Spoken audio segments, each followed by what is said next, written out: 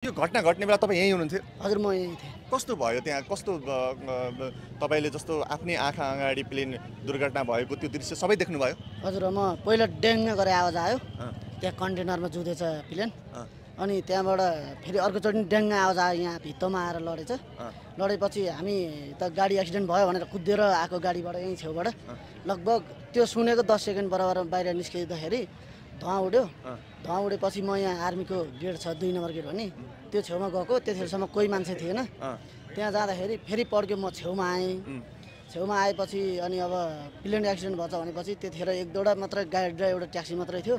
अनि उनीहरू रोकेर हेर्न थाल्यो। अनि उता जानुहोस्, यहाँ यो प्लेन आगो लाएर यतै आउन सक्छ, पड्किँदो रहेछ भने मैले। अनि त्यहाँबाट उनीहरू अलिक साइड लाग्यो। पछि त धेरै नै भयो।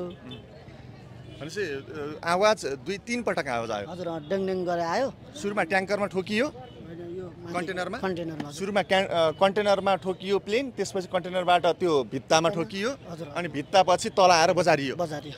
तपाईँकै आँखा अगाडि आगो लाग्यो? आगो लाग्यो। तत्कालै आगो लाग्यो? तत्कालै पहिला धुवा उठ्यो। उम्, 10 सेकेन्ड जति धुवा आयो। हजुर, त्यहाँबाट आगो लाग्यो। हजुर, अनि त्यहाँबाट 1 मिनट पछि म त्यो बारमा चढेर हेर्दा मान्छे 3-4 जना यताउता हिँड्यो।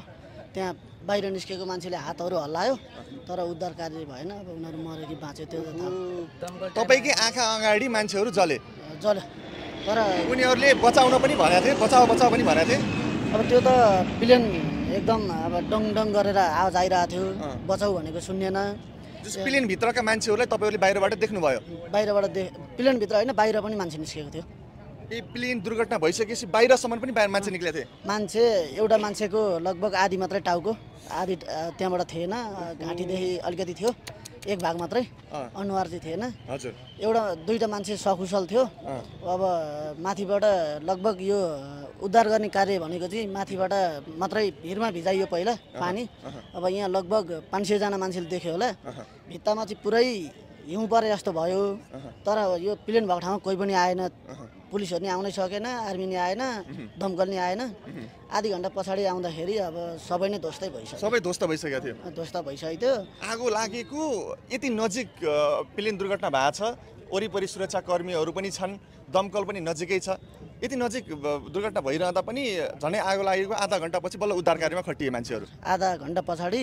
त्यही पनि माथिबाट हामीले देख्दा 1 मिनट बराबरमा त्यो दमकल यहाँ आएर पानी हान्यो। तै पनि मैले भने बचाउ बचाउ, त्यहाँ मान्छे छ नहान भनेको। पहिलोचोटि आएर त्यो एउटा मान्छेलाई अलि उता सोर्दियो। अब त्यो मान्छे नि मर्यो होला। उनीहरूले त्यो बाहिर निस्किन लागेको मान्छेलाई झनै भित्र छिराइदियो आगो? मान्छे लडिरहेको थियो। लडिरहेको मान्छेलाई पनि त्यसको टाउको, हजुर टाउको हात खुट्टा सबै देखेको थियो हामीले। एउटा हात उता पछारेर बसेको थियो। त्यो पानीको फोर्सले झन् अलि उतै पुर्याइदियो, झनै आगोतिर गयो। अलि उता पुर्याइदियो। अनि अब त्यो फेरि प्लेनमा जति पानी हाल्यो त्यति ठुलो बल्दो रहेछ। हेर्नुहोस् है, प्लेन चलाउने प्लेन क्याप्टेन त अझै पनि सकुशल हुनुहुन्छ अरे भन्ने कुराहरू छ। तपाईँले क्याप्टेनलाई देख्नुभयो? अब माथि कन्टेनरमा ठोकिने बित्तिकै क्याप्टेन बाहिर गएको अरे भन्ने हामीले सुनेको हो। हामीले देखेको नि होइन। अब केएमसीमा उपचार छ अरे, हल्का टाउकोमा मात्रै चोट छ अरे भन्ने सुनेको हो। अब हामीले देखेको छैन सर। जो क्याप्टेन, प्लेन चालक क्याप्टेन चाहिँ कन्टेनरमा बजारिए, कन्टेनरमै फसे होइन? उनी माथि नै ठोकेर उहीँ झऱ्यो भन्ने सुनेको। प्लेनमा जति पनि यात्रुहरू थिए सौरी एयरलाइन्सकै यात्रुहरू, कर्मचारीहरू रहेको कुराहरू छ होइन? यस विषयमा के बुझ्न छ? अब मैले त अब त्यहाँनिर हामीले, म त त्यहीँ बसेर त्यो गेट माथि बसेर हेरेको। हजुर, त्यहाँ बसेर हेर्दाखेरि अब 19 जनाको लास लिएर आयो। हजुर, अब त्यो टाउको फुटेकोहरूको सबैजनाको गर्दा अब मैले त्यहीँ बसेर हेरेँ। गनेको 19 जना थियो। हजुर, बाँचेको अथवा मृत्यु भएकाहरू सबै गरेर 19 जनाको त्यहाँ देख्नुभयो तपाईँ? हजुर, मैले 19 जना थियो। हजुर, हजुर।